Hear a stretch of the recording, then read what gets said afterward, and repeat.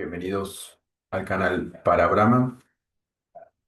Vamos a hablar esta vez de los astras, de la metafísica y la mitología hindú y cómo estos astras que son concebidos o concebidas como armas divinas que representan simbólicamente el arma más poderosa o las armas, ¿no?, divinas que, que son los recursos más poderosos que puede tener Krishna, Shiva, Rama, Arjuna.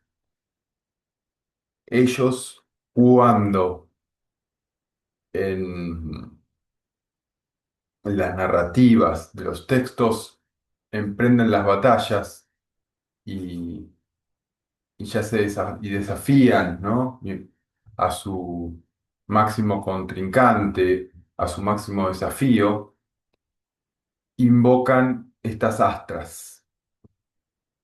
Y recordemos que en toda la mitología y la metafísica hindú no hay en ningún momento, y esto es impresionante, pero en ningún momento de estos textos hay puntadas sin hilo, no hay prácticamente ningún concepto, ningún personaje, ningún arma, ningún evento que no tenga que no sea un simbolismo de la propia conciencia, del funcionamiento de la propia conciencia a nivel de los siete elementos, a nivel de la psiquis, a nivel de los tres estados de conciencia, al nivel de todos los planos que enumera la metafísica hindú.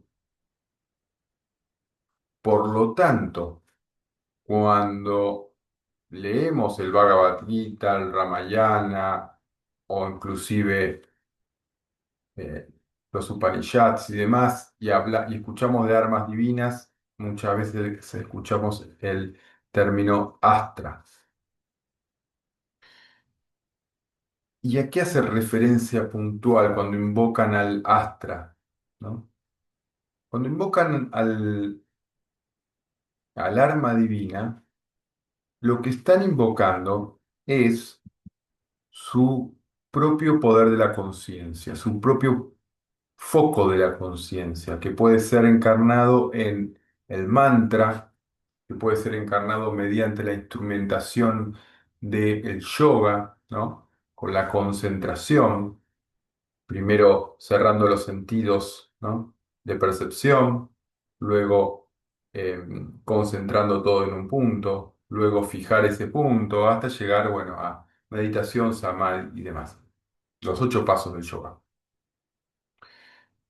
Asimismo, en el Advaita y puntualmente en la tradición más moderna, como Nisargadatta o Ramana Maharshi, el, este astra sería, por ejemplo, en términos de Ramana Maharshi, el ¿quién soy yo?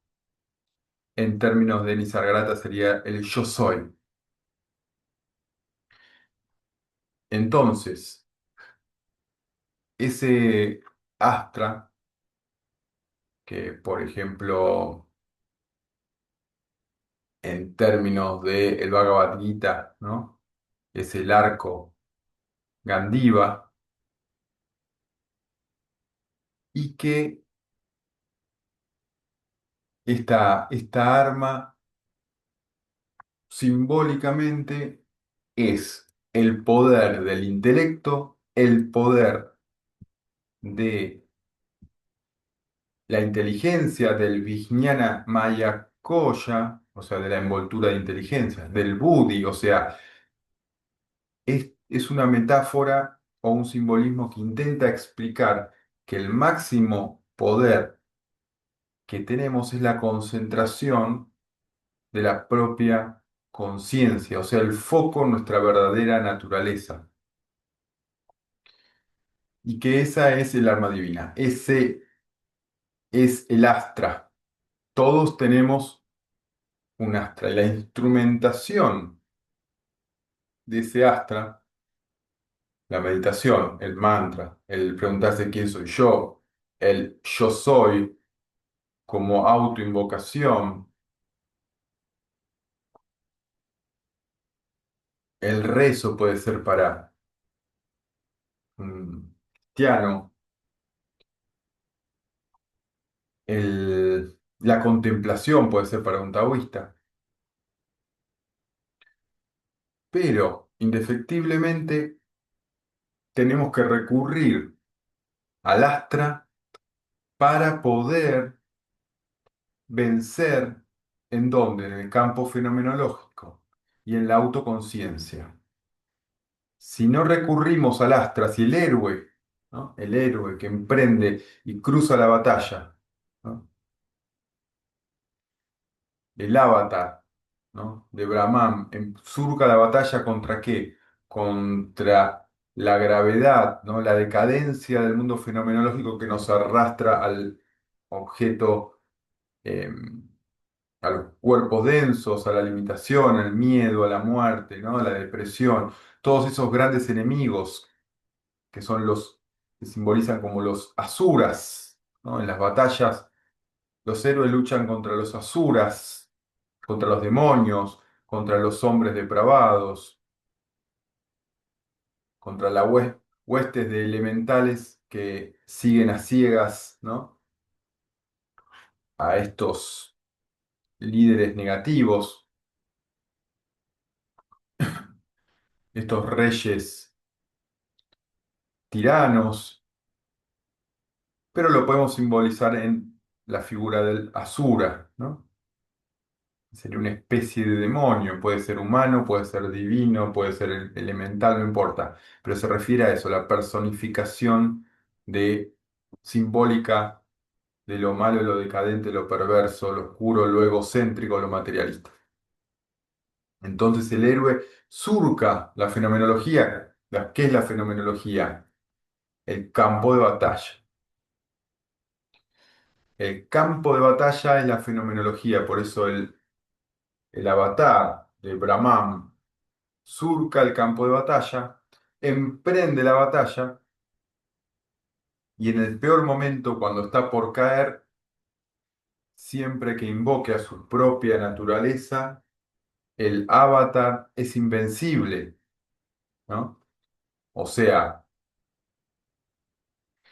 Jesús, Buda, Krishna, Lao Tse, pueden enfrentarse al mundo o no, pero en cuanto lo enfrentan son invencibles, en tanto y en cuanto invoquen al arma divina, ¿no? Al astra.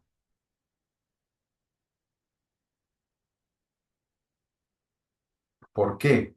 Porque es recurrir a su verdadera naturaleza, significa no caer en la identificación del tiempo-espacio, del cuerpo-mente y de toda la limitación del ego.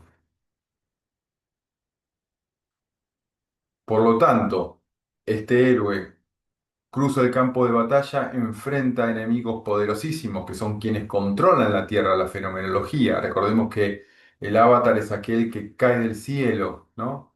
Cae como un rayo a restaurar la justicia, el bien y el dharma. Pero la justicia y el bien en términos de dharma, no en términos morales o éticos. Y cuando emprende este camino, surca la batalla en el peor momento cuando está a punto de morir, libera el astra, ¿no? Libera, saca el arco, saca el tridente, saca la espada, puede ser simbolizado con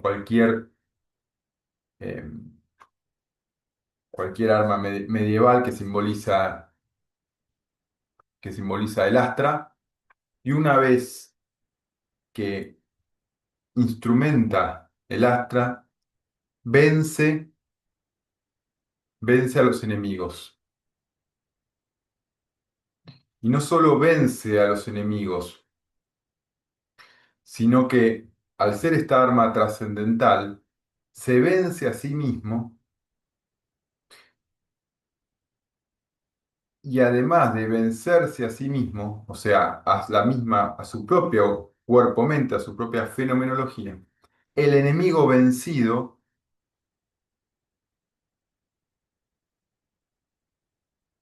atravesado por la flecha,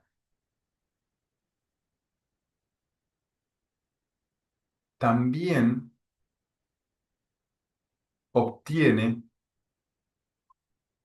el autoconocimiento, también se libera, o al menos en el peor de los casos, el astra no solo lo mata el cuerpo del enemigo, sino que corta los velos de ignorancia, destruye los collas oscuros que lo mantenían en un egocentrismo, en un odio, en una violencia, ¿no? En un miedo, etcétera, los corta. Entonces, mata el cuerpo del enemigo, pero libera su alma.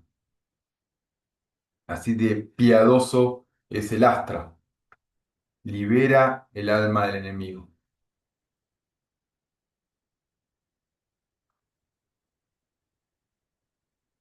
Y luego, este héroe,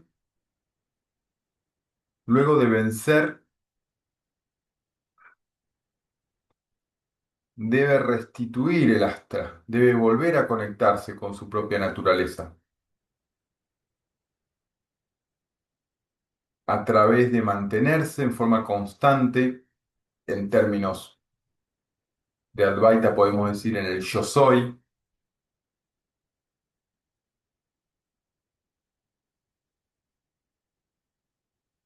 porque portar el astra implica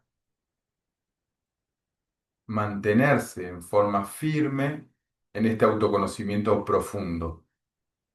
Quien porta el astra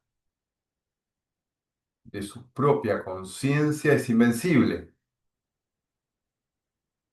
Ahora, quien no lo puede activar en el campo de batalla o lo pierde,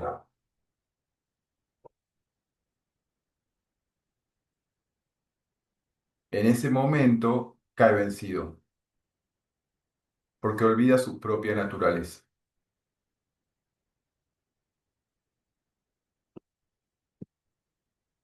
Entonces,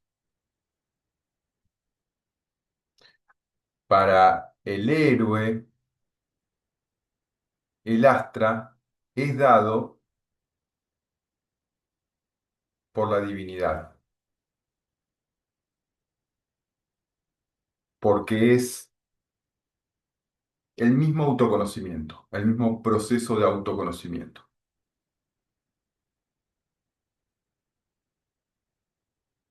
Bien, como vemos, cada parte, cada elemento, por más sutil e insignificante que sea, de los textos, de las epopeyas y demás del hinduismo, describen simbólicamente procesos de la propia conciencia.